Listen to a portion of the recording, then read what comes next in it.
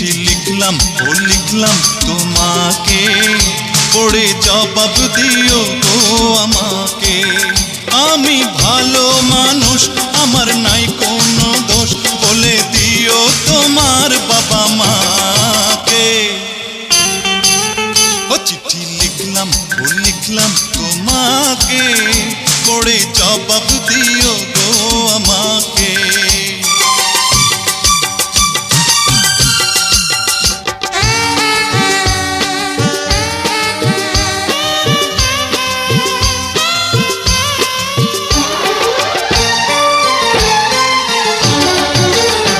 আমার সময় যে কাটে না